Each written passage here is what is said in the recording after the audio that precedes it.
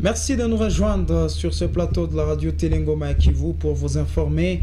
Ouvrons ce journal par cette actualité. La province éducationnelle du Sud Kivu 1, englobant la ville de Bukavu, le territoire de Kalehe, Idjwi, Walungu, Kabare, une partie des Mwenga connaît déjà le meilleur lauréat des Exetas 2020-2021.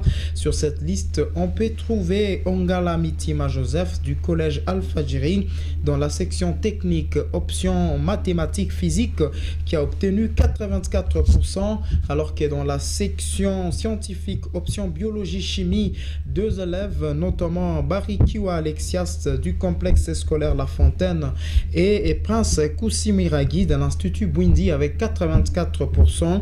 Des autres ont obtenu 82% dans la section pédagogie générale. Il s'agit de Namsi Fubenge à Simplice de l'Institut Bwindi ainsi que Abika Bafoulwa Jacques de l'Institut Namurera de Kaziba. Section commerciale et gestion, c'est Bénédicte Lumbelela de l'Institut Toumaini qui est sorti première avec 80%. En social, ils sont également à 2 avec 75%. Daniel Lutanda Gloire de l'Institut Haki et Bazibou et David de l'Institut Monseigneur Moulindwa. Mugoli Namegabe est sorti parmi les lauréates.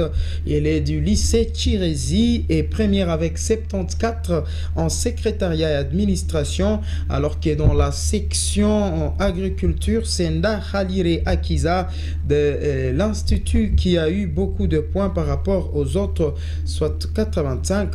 Et Sambomi Soukou David du collège Al-Fajiri est également sur la liste de meilleurs avec 81% dans la section philo-latin. La société civile du Sud Kivu appelle le gouvernement provincial à valoriser l'édit portant promotion de l'éducation au Sud Kivu. L'objectif est de permettre aux acteurs éducatifs d'avoir des signaux d'espoir et qu'ils reprennent dans un premier temps avec les activités scolaires. Cette proposition a été faite après une rencontre entre le vice-gouverneur de la province du Sud Kivu, la société civile et les syndicats des enseignants. Mizo Kabare, rapporteur du bureau de coordination de la société civile du Sud au Kivu, pense que ceci prouvera la volonté du gouvernement provincial pour l'amélioration des conditions de travail des enseignants. La société civile n'a pas également manqué de plaider pour l'implication du gouvernement central avant que le pire n'arrive. On écoute Mizo Kabare dans cet extrait choisi par Achiza Katera. Vous savez que l'éducation, avec tout ce qu'elle traverse comme un défi au niveau national, en principe, ça relève du pouvoir central. Mais il y a un adage qui dit aux problèmes locaux, des solutions locales. Et c'est comme ça que nous sommes levés, nous, bureau de coordination de la société civile du Sud Kivu, avec les parents d'élèves, des associations des parents. Nous nous sommes rendus au gouvernorat où nous avons été reçus par les vice-gouverneurs au nom du gouvernement provincial. Et nous avons échangé sur cette question épineuse. Et nous avons formulé des propositions pragmatiques. Nous avons demandé au gouvernement provincial de pouvoir envoyer des signaux forts vers tous les partenaires éducatifs pour qu'au moins on puisse dire au niveau de la province, il y a quelque chose qui a commencé. Notamment l'édit provincial portant promotion de l'éducation au Sud Kivu. N'est-ce pas que ça c'est une solution intermédiaire? Et nous avons demandé au gouvernement de pouvoir traiter cette question-là en mode d'urgence.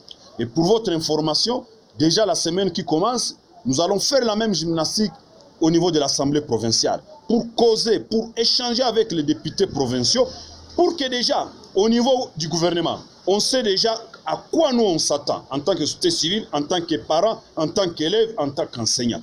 Et que aussi nous puissions répéter cela aux députés.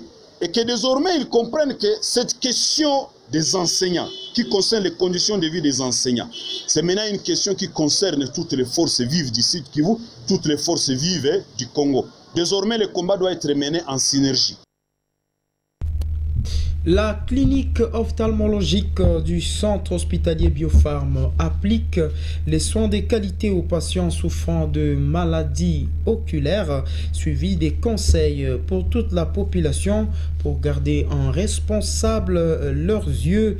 Tel est le message des ophtalmologues de Biopharm de ces centres à l'occasion de la Journée mondiale de la vue. Reportage. Avec de matériel moderne pour la prise en charge de malades souffrant de maux de yeux, l'encadrement et les conseils des services ophtalmologiques du centre hospitalier Biopharm s'emploient par des soins de qualité à tous ceux qui s'y présentent. De ces conseils, on note la réglementation du temps passé devant le poste téléviseur, le téléphone et les ordinateurs portables, mais également une alimentation saine. Pour Ghislain Rouguema, technicien supérieur en ophtalmo tropical au centre hospitalier Biopharm, la plupart des maladies oculaires sont causées par l'alimentation ainsi que d'autres maladies comme le diabète et l'hypertension. Pour y remédier, les consultations régulières en cas de problème de vision sont conseillées. C'est une journée qui a comme objectif de sensibiliser la population à pouvoir prendre en charge ses yeux parce que la vue, c'est la vie. Il y a des causes, n'est-ce pas, héréditaires, mais il y a, n'est-ce pas, des causes aussi secondaires ou des problèmes oculaires secondaires à d'autres maladies. Voilà un peu à d'autres maladies générales comme le diabète, l'hypertension, tant d'autres maladies, n'est-ce pas, causent secondairement des problèmes oculaires. La consultation à temps, donc ne pas consulter avec retard. Dès qu'on a un petit souci, il est important, n'est-ce pas, de consulter les personnels soignants spécialisés en cette matière. Ça c'est important, ça limite ou ça évite à la population de consulter avec retard. Aussi il y a beaucoup de problèmes qui, n'est-ce pas, arrivent avec l'âge, notamment la cataracte qui est une pathologie cécitante qui est responsable de plus de 80% des cas de cécité. 80% des personnes qui perdent leur vision sont souvent des personnes âgées et des personnes atteintes de la cataracte. Et cette cataracte-là est curable. C'est ça, comme des choses. Déjà restent à la maison. Pourtant, leurs problèmes peuvent être pris en charge efficacement et ils peuvent recouvrir leur vue. Rappelons que la Journée mondiale de la vue est célébrée chaque deuxième jeudi du mois d'octobre. Pour cette année 2021, c'est sous le thème « Aimez vos yeux », avec comme but d'encourager tout un chacun à passer un examen de la vue ou à recommander aux autres de le faire, que cette journée a été célébrée.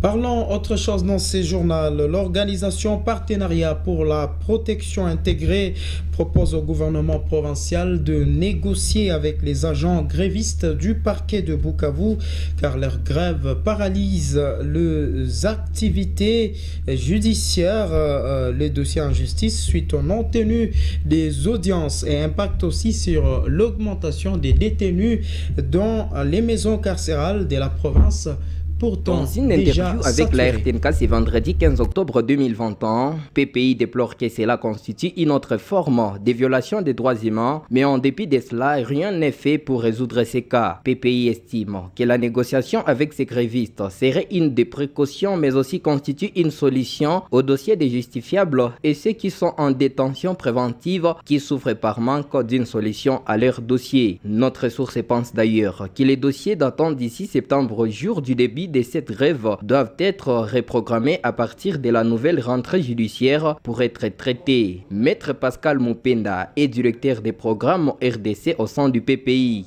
Voilà pourquoi ils ont jugé beau de gréver et comme conséquence qui sont là, c'est que tous les dossiers évidemment sont déjà paralysés, pas d'audience et les détenus ne font qu'augmenter chaque jour dans des milieux, donc dans des prisons et tout ça, si en tout cas l'État ne prend pas précaution d'échanger avec les grévistes et trouver soit en partie ou en tout ou en partie solution à leurs revendications, alors vous comprendrez que les justiciables vont continuer toujours à en pâtir et surtout ceux-là qui sont en détention préventive.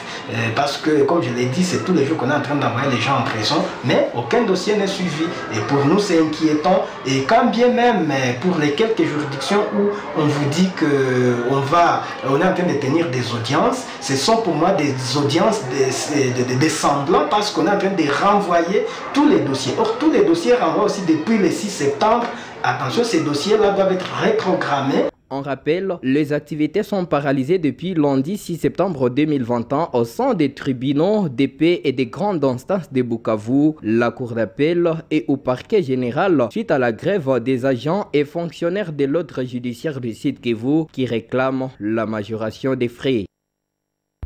Un reportage signé Eric Tchokola. Le député provincial Mouchagalousa Kidumbi Jackson plaide pour la réhabilitation du tronçon routier Bukavu-Kamanyola passant par les escarpements de Ngomo en état de délabrement avancé. Cet élu du territoire des Cabarets l'a dit dans une correspondance adressée au gouverneur de province dont une copie nous est parvenue. Henriette Bachi, le point.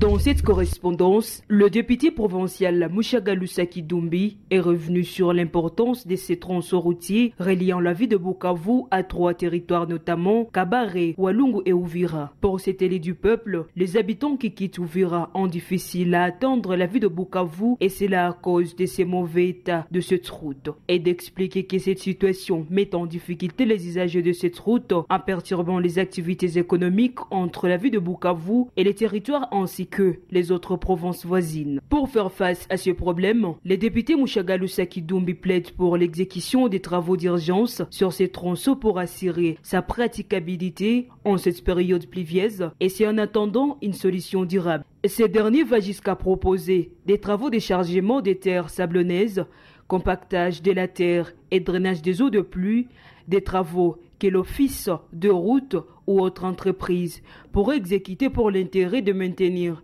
la praticabilité de ces tronçons. À notre source de saluer également l'implication de l'autorité provinciale pour la réhabilitation du pont Nyakabongola qui présente déjà un danger pour les habitants de cette partie de la province du Sud Kivu. Parlons de la femme rurale qui cultive une bonne nourriture pour toutes et pour tous. C'est sous ce thème que l'humanité a commémoré ce 15 octobre la journée internationale de la femme rurale dans la province du Sud Kivu. Cette journée est consacrée à ces braves femmes qui se donnent pour nourrir toute une nation. La journée est célébrée alors que la femme de la province du Sud Kivu, celle rurale, fait face à une insécurité à outrance. Nombreuses ont été obligés de quitter leur domicile pour se réfugier dans la ville. D'autres, malgré les connaissances et les atouts, ne peuvent plus cultiver vu que leurs champs ont été envahis par les groupes armés. À part l'insécurité, les coutumes rétrogrades et tant d'autres bloquent les femmes rurales. Actuellement, tous les activistes de droits des femmes plaident pour la valorisation des femmes rurales en sécurisant leur milieu de vie d'une part et d'autre part en les donnant des espaces dans les institutions étatiques de prise de décision.